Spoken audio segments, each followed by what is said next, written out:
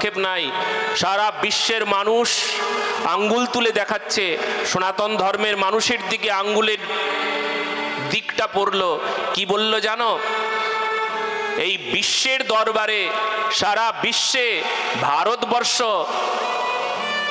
গো মাংস রপ্তানিতে তৃতীয় চতুর্থতে আছে। এই কত বড় লজ্জাকর দৃষ্টান্ত আমাদের, কত দুর্ভাগ্য আমাদের জানেন?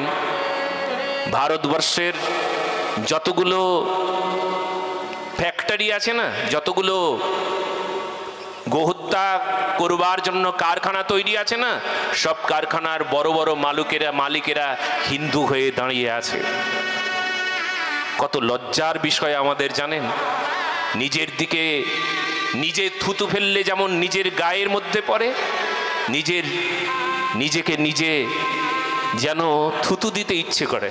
কি করব, থুতুটা দিতেই হবে, আর দিয়ে নিজের গায়ে পড়ছে। পড়ুক নিজের গায়ে। একদিন পড়তে তারপর সবাই বুঝবে, এবার যেন আমরা একটু সাবধান হই, এবার যেন আমরা একটু গৌরক্ষায় যেন একটু নড়াচড়া দিয়ে বসি। কি লজ্জার বিষয়! আমরা সনাতন ধর্মের মানুষ, কিন্তু কারুর কি ধ্যান আছে? কারুর কি এইটুকু জ্ঞান সংগ্রহের বিষয় আছে? হ্যাঁ, এই যে গোমাতা বুড়ো হয়ে গেলে তারে বিক্রি করে দেন আপনারা কারা? সনাতন ধর্মের মানুষ বলে কি আপনারা পরিচয় দেন? আপনি কি জানেন আপনি সনাতন ধর্মের মানুষের মধ্যে পড়লেন না, যারা গোমাতাকে বুড়ো হয়ে গেলে বিক্রি করে দেয়, বাচ্চা হলে বিক্রি করে দেয়, বাচ্চা হবে না বিক্রি করে দিল, হ্যাঁ, বুড়ো হয়ে গেল বিক্রি করে দিল, দুধ দেবে না বিক্রি করে দিল, অসুস্থ বিক্রি করে দিল। তারা কি সনাতন ধর্মের মানুষ? বুকে হাত দিয়ে ভাবুন তো আপনারা, কিছু টাকার জন্য আপনারা আপনাদের ধর্মকে বিক্রি করলেন না? আপনারা আপনাদের মাকে বিক্রি করে দিলেন না? গোমাতা হলো বিশ্বেশ্বরী, গোমাতা হলেন ভগবান শ্রীকৃষ্ণের পর্যন্ত পূজনীয়া, আর আপনি কিছু টাকার জন্য দালালদের হাতে, হ্যাঁ, গোমাতাকে বিক্রি করে দিলেন। আর ওটাকে নিয়ে কি করবে? কি হবে ওটার? জানেন কি হবে? আপনার নাম ধরে ডাকবে, আপনার নাম ধরে কাঁদবে। কখন জানেন? কখনো ওর ভেতরে কি হয়? ওই কারখানার ভেতরে কি কি ঘটনা ঘটতে থাকে আপনাদের জানা আছে? তবে শুনুন, যার জানা নাই তারা শুনুন। গোমাতা যাকে বিক্রি করে দিলেন, ওই জ্যান্ত গোমাতাকেই জলের মধ্যে টকবক করে ফোটানো হয়। আপনি জিজ্ঞেস করবেন কেন জ্যান্ত কেন ফোটানো হয়? মেরে ফোটালে একটু কষ্ট কম হতো। ওনারা বলেন ওটা প্রসেসিং। যদি জ্যান্ত না ফোটানো হয় তাহলে হিমোগ্লোবিন মাংসে রূপান্তরিত হবে না, বিদেশের বাজারে দাম বাড়বে না। ছটফট করতে করতে, গরম জলে ফুটতে ফুটতে গোমাতা আপনার নাম ধরে ডাকে, আমার নাম ধরে ডাকে, আমার নাম ধরে কাঁদে। সনাতন ধর্মের প্রতিটি মানুষকে বলে, ওরে তুই সনাতন ধর্মের নাকি? যতদিন ধরে গোমাতার এই প্রকার ঘটনা ঘটতে থাকবে, আপনি যতই পূজা করেন, সেবা করেন, দান করেন, দক্ষিণা দেন, ঘরে গণেশ পূজা করেন, কার্তিক করেন, লক্ষ্মী করেন, দুর্গা করেন, আমি গ্যারান্টি দিলাম আপনার সমস্ত বেকার হয়ে যাবে। বলো না গো রাধে রাধে? যতদিন পর্যন্ত গো রক্ষায় আপনার শরীরের রক্ত টকবক করে ফুটবে, গো রক্ষার জন্য আপনার চিন্তা হবে না, ততদিন পর্যন্ত জেনে জেনে রাখুন আপনার কোনো পূজা পার্বণ সেবা সব বেকার। যতদিন পর্যন্ত ভারতবর্ষের মাটিতে, এই পুণ্য মাটিতে, এই পুণ্যভূমিতে গোহত্যা হয়ে যাবে, এই মাটিতে কোনো সৎকর্ম, সৎ পূজা পার্বণ অনুষ্ঠান কোনো কিছুতেই আপনার মঙ্গল হবে না, একদম গ্যারান্টি রইল।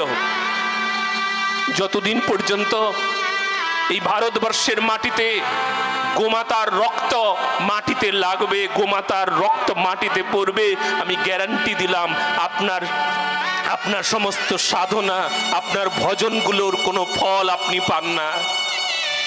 পান আপনি সত্যি বলুন তো দেখি? মাটির বড় দোষ হয়ে গিয়েছে, মাটিতে বড় বেদনা। এই মাটির দোষে আমার সাধনা কোনো কার্যকরী হচ্ছে না। অথচ আপনি এই ঘটনাগুলো, আপনার কোন রকম ভ্রুক্ষেপ নাই। ভারতবর্ষের কত সাধক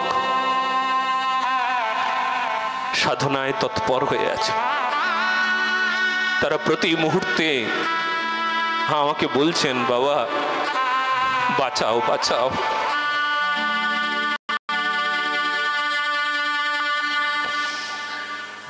তাদের কণ্ঠস্বর, তাদের অনুভব আমার কানে আসে।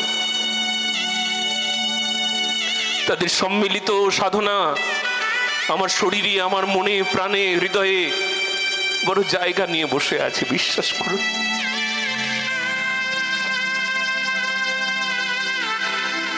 আমাদের দেশ ভারতবর্ষ, আজ পর্যন্ত এ দেশ অন্যের গোলামি পড়ে রইলাম। যে পুণ্য মাটি, পুণ্য ভূমি ভারতবর্ষ একের পর এক গোহত্যার রক্তে ভিজে যাচ্ছে, পুণ্য আর থাকছে কোথায়? অথচ ভারতবর্ষ, ভগবান শ্রীকৃষ্ণ নিজে গো সেবা করে, গো রক্ষা করে, গোবর্ধন পূজা করে, গোমাতার সেবা করে জগৎকে বুঝিয়েছেন গো সেবা ছাড়া জগতে কল্যাণ নাই, মঙ্গল নাই। গো ব্রাহ্মণ হিতায় চ জগদ্ধৃতায় কৃষ্ণায় গোবিন্দায় নমো নমঃ। গো আর ব্রাহ্মণের বড় হিতাকাঙ্ক্ষী আমি। আর আমরা স্বাধীন হয়ে ঘুরে বেড়াচ্ছি। আমাদের কি, থাক, যা হবার হোক, যা হচ্ছে ভালো হচ্ছে।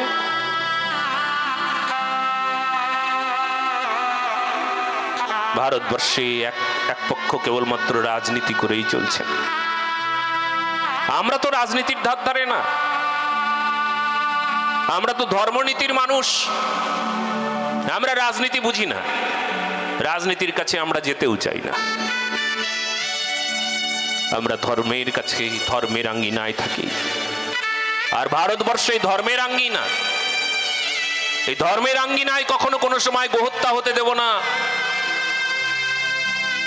একদম। ভারতবর্ষের আইন আছে, এই আইনকে ধরে রেখে আমরা ভারতবর্ষের মাটিতে গোহত্যা হতে দেব না, গোহত্যা করতে দেব না।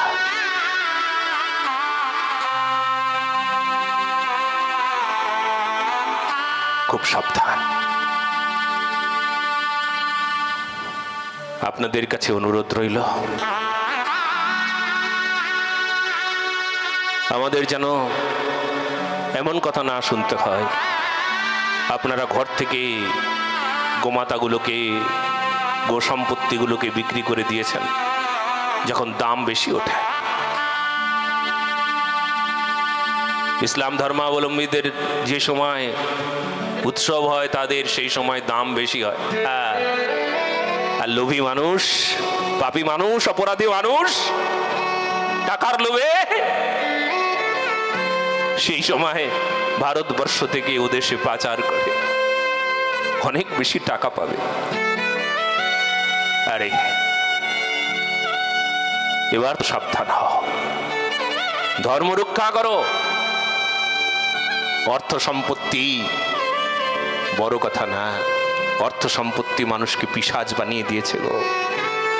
পৈশাচিক স্বভাব থেকে সাত্ত্বিকী স্বভাবে আসো, বাঁচো, ধর্ম বাঁচাও। ধর্ম না বাঁচলে নিজে বাঁচবে না। কোথায় তোমার অস্তিত্ব থাকবে? তোমাকে একদম এখান থেকে হটিয়ে দেওয়া হবে, সরিয়ে দেওয়া হবে, তাড়িয়ে দেওয়া হবে। বাংলাদেশ থেকে যেমন পশ্চিমবঙ্গের মানুষেরা অনেকেই আছেন ওই দেশ থেকে ফিরে চলে এসেছেন, কত জায়গায় রিফিউজি করে রাখা হয়েছিল তাদেরকে। আজকাল তাদের পরিস্থিতি ঠিক হতে না হতেই তারা ভুলেই গিয়েছে পূর্বের ইতিহাস। ভারতবর্ষের ইতিহাস তারা মাথায় রাখে নাই। আবার নতুন করে আরেকটা ইতিহাস তৈরি হবে তাদের জন্য। তাদেরকে হাঁটিয়ে দেওয়া হবে, তাদেরকে তাড়িয়ে দেওয়া হবে। ষড়যন্ত্র চলছে আজকাল। নতুবা ভারতবর্ষের বুকে থেকে, ভারতবর্ষের মাটিতে থেকে অমন জোর গলায় কখনো বলতে পারে যে আপনারা অখণ্ড ভারত গড়ুন, আমাদের কোনো দোষ নাই, আমাদের কোনো সমস্যা নাই। কিন্তু পাকিস্তানের যতগুলো ইসলাম ধর্মাবলম্বী মানুষ আছে, তারপর বাংলাদেশের যত আছে, ভারতবর্ষের যত আছে, তিন মিলে গলা টিপে তোমাদেরকে তাড়াবো। তিন মিলে গলা টিপে তাড়াবে। আর আমরা কি হাঁ করে তাকিয়ে থাকবো? আমাদের অস্তিত্ব নাই? জোর গলায় বলতে পারে। কি পরিস্থিতিতে দাঁড়িয়েছি আমরা জানো? হ্যাঁ, এখন সময় এসেছে, নিজেকে বোঝার সময় এসেছে, ধর্ম রক্ষার সময় এসেছে। আর বসে থাকলে হবে না। এবার জাগো, জেগে ওঠো, ঘুমিয়ে থেকো না। ঘুমিয়ে থেকে থেকে থেকে থেকে তো জীবন শেষ করে ফেলছো। তোমার ভবিষ্যৎ তো শেষ। তোমার সন্তান সন্ততির কথা একবার ভাবো, মাথায় রাখো, চিন্তা করো। তোমার সন্তান, তাদের কি গতি হবে পরবর্তীতে? এই জন্য তাদেরকে একটু ধর্মীয় শিক্ষায় শিক্ষিত করো। আমার খুব ভালো লেগেছে, এখানে এই গ্রামের কয়েকজন বলছে, মহারাজজি আমরা আমাদের জীবনের সমস্ত কিছু ত্যাগ করে আপনার কাছে চলে যাব, ধর্মের সেবায় আপনার কাছে যুক্ত হব। বাহ, দুদিনের ভাগবত পাঠে তাদের মধ্যে এইরকম একটা ভাবনা এসেছে। তার মানে এই মাটিতে এখনো মানুষ আছে যারা তাদের জীবনকে সমর্পণ করতে চায় সাধনার পথে। বলো না গো রাধে রাধে? এমন মানুষও আছে, এটা বোঝা যায়। কাজেই খুব ভালো লাগলো। কিন্তু শুধু এই মুখে বলবার জন্য না, চরিত্রে দেখাতেই তো হবে। মুখে তো আমরা অনেকেই বলি, হ্যাঁ, মৌখিকভাবে অনেকেই বলতে পারি, অনেকেই বলি, কিন্তু আসলে পরবর্তীতে বড় সমস্যা। হ্যাঁ, এত সহজ কথা না। মুখে বলাও যত সহজ, ঠিক প্রতিপালন আরও তত বেশি কঠিন, তার চাইতে অনেক বেশি কঠিন। বলো না রাধে রাধে? তো খুব সাবধানতার সঙ্গে আমাদেরকে অগ্রসর হতে হবে। কিছু ভুল ভ্রান্তি আমাদের জীবনে, সনাতন ধর্মাবলম্বী মানুষের জীবনে প্রতি মুহূর্তে আমরা নিজের ভুল ভ্রান্তিগুলোকে আমরা আমাদের চরিত্রে সংযোগ করেছি। যেমন হাম দো হামারে দো, আমরা দুইজন, আমাদের সন্তান দুইজন। এটা একটা সংকীর্ণ মনতার সৃষ্টি করেছে। সংকীর্ণ মনতা কেন জানেন? ভালো করে বুঝুন, ভালো করে জানুন। এর মধ্যে বড় একটা রাজনীতি লেগে আছে, খুব বড়, ভয়ঙ্কর, বীভৎস। আপনাকে এই সংকীর্ণ করবার জন্য একটা প্ল্যান প্রোগ্রাম চলছে, আপনাকে ছোট বানানোর জন্য। প্রথমত, যখন একান্নবর্তী পরিবারে আমরা সবাই ছিলাম একসঙ্গে, সেই মুহূর্তটা কেমন, কত সুন্দর ছিল। যখন ঠাকুরদা, দাদা, দাদি, কাকা, কাকি, জ্যাঠা, জেঠি সবাই একসঙ্গে থাকতাম, সবার পরিবারের সবাই একসঙ্গে আমরা দিন যাপন করতাম। আজকে হাম দো হামারে দো, এই শব্দটাকে কেন্দ্র করে আমাদের একটা সংকীর্ণ মনতা সৃষ্টি হয়েছে। বাবা মা, দুটো বাচ্চা, এই নিয়ে কিপ্টে জীবন, বাদ বাকি সব ধেত্তেরি আর জ্বলে মরা। ওখানে কাকা কাকির জায়গা নাই, ওখানে জ্যাঠা জেঠির জায়গা নাই, এমনকি ঠাকুরদা ঠাকুমার জায়গা পর্যন্ত ওখানে নাই। কেননা ওই সংকীর্ণ মন। হাম দো হামারে দো বিরাট একটা ভয়ঙ্কর। এ তো সাইকোলজি, এই মনোবিজ্ঞান যদি আপনারা কেউ জানেন না, এই ষড়যন্ত্র বুঝতে পারবেন। তাহলে যত সংকীর্ণ মন হচ্ছে, যত মনটা ছোট হয়ে যাচ্ছে, হাম দো হামারে দো, এতে সংকীর্ণ মনতা সৃষ্টি করে মানুষের মনকে একদম বিষিয়ে তোলা হয়েছে। এখানে শুধু আমরা দুইজন আর আমাদের দুইজন বাচ্চা। এখানে হিংসার দেশ বিষ তৈরি করা হচ্ছে, বাইরে আর কারুর জায়গা নাই। আপনাদের কাছে অনুরোধ রইল, আপনারা সন্তান উৎপাদন করুন। দুইজন শুধু নয়, আপনারা আপনাদের সামর্থ্য অনুযায়ী শিক্ষা দীক্ষা নৈতিকতা দেওয়ার সামর্থ্য অনুযায়ী আপনি আপনার সন্তান তৈরি করুন। ওই দুইয়ের জায়গায় যদি চার হয় না, কোনো দোষ নাই, সন্তান তৈরি হোক। সমাজ দেশ রাষ্ট্রের কল্যাণ করবার জন্য ধর্ম আছে, ধর্মকে সার করে, ধর্মকে আশ্রয় করে আপনারা সনাতন ধর্মের মানুষেরা সন্তান উৎপাদন করুন। দুই নয়, কেবলমাত্র এক নয়। আজকাল সংকীর্ণ মনতা তো এইভাবে হয়েছে, একটা বাচ্চা, বাস একটা বাচ্চার উপরে আর দরকার নাই, এরকম নয়। আপনি এমন সন্তান তৈরি করুন যে সন্তানের দ্বারা সমাজ দেশ রাষ্ট্রের কল্যাণ হবে, ধর্মের পথে অগ্রসর হবেন। কিন্তু আপনার উদ্দেশ্য কিন্তু ধর্ম। উদ্দেশ্য যদি এমনি সন্তান উৎপাদন হয় তাহলে কোনো কল্যাণ হবে না। উদ্দেশ্য ধর্ম, ধর্মের উদ্দেশ্যে সন্তান উৎপাদন, আর সেই ধর্মের সেবায় লাগবে, দেশের সেবায় লাগবে, রাষ্ট্রের সেবায় লাগবে আপনার সন্তান। দুইয়ের জায়গায় চার হলে, চারের জায়গায় পাঁচ হলে কোনো দোষ নাই, কোনো দোষ নাই, কোনো দোষ নাই। কারণ এক পক্ষ এনারা সন্তান উৎপাদন করে সারা পৃথিবী ভরিয়ে ফেলবে, আর আমরা বুড়ো আঙ্গুলটা চুষে চুষে বেড়াবো নাকি? এরকম ঘটনা ঘটতে দেওয়া যাবে না। এই বড় ষড়যন্ত্র, কিন্তু এই ভয়ঙ্কর ষড়যন্ত্র, এই ষড়যন্ত্রের শিকার কিন্তু আমরা হতে চলেছি খুব দ্রুত। আপনারা বিচার করুন, আপনারা এই যে এখানে থাকেন, এই ধানবাদে থাকেন, আপনাদের সংখ্যা কত ছিল পূর্বে? কত ছিল? আর ইসলাম ধর্মাবলম্বী মানুষের সংখ্যা কত ছিল? কোনটা বেড়েছে, কোনটা কমেছে বলুন?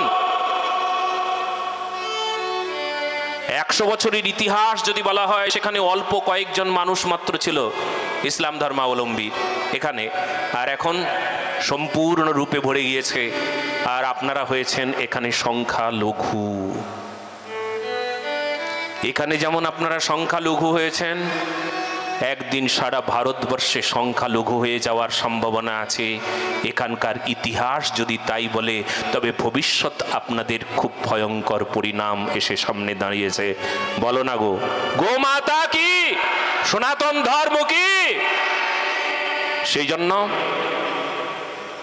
সংখ্যায় লঘু হয়ে আছেন আপনারা, কিন্তু পূর্বে সংখ্যায় লঘু ছিলেন না আপনারা। বিশ্বাস করুন, একদম গ্যারান্টি দেওয়া কথা। 100 বছর আগে আপনারা সংখ্যালঘু ছিলেন না, 150 বছর আগে এখানে সংখ্যালঘু আপনারা ছিলেন না, কিন্তু এখন সংখ্যালঘু। এখন আপনারা সংখ্যায় 120 হয়ে দাঁড়িয়েছেন এই স্থানে। 120 জন মাত্র, 20 জন আপনারা হিন্দু ধর্মের, আর 80 জন ইসলাম ধর্মাবলম্বী। বলতে লজ্জা হয়, ভাবলে অবাক লাগে। হ্যাঁ, বাংলাদেশের আজ থেকে যদি 2000 সনের কথা বলছি, বাংলাদেশে সেই সময় হিন্দুদের সংখ্যা ছিল প্রায় 30%। এখন সেটা কমে গিয়ে কত হয়েছে জানো? 12%, 13% কমেছে, বাড়েনি, কমেছে। একসময় বাংলাদেশে কোনো হিন্দুরাই আর থাকতে পারবে না, থাকার কোনো ব্যবস্থাই থাকবে না। বড় লজ্জাকর দৃষ্টান্ত আমাদের। এই জন্য ভারতবর্ষের মাটিতে এ তো সনাতন ধর্মের অধিকার, সবার অধিকার, কিন্তু সনাতন ধর্ম তো সর্বোপরি, সবার আগের কথা। সেই জন্য নিজের অধিকার নিজে অর্জন করো, নিজের অধিকার নিজে ফলাও, নিজের অধিকার নিজে বুঝে নাও। একদম অধিকারে কখনো কোনো সময় অনধিকারীদের চর্চা করতে দেওয়া যাবে না। যার অধিকার আছে তাকে অধিকারী হতে হবে, এটা আমাদের অধিকার। সনাতন ধর্ম রক্ষা, গোরক্ষা আমাদের অধিকার, ধর্ম রক্ষা আমাদের অধিকার, দেশ রক্ষা আমাদের অধিকার, রাষ্ট্র রক্ষা আমাদের অধিকার, ধর্ম রক্ষা ভক্তি রক্ষা আমাদের অধিকার। বলো না গো রাধে রাধে। মানবিকতা রক্ষা আমাদের অধিকার। তাহলে যে যার অধিকার ভালো করে বুঝে নাও, অধিকার থেকে দূরে থেকো না, অধিকারী হও। বলো না গো রাধে রাধে। ভগবান শ্রীকৃষ্ণের নামকরণ কোথায় হলো?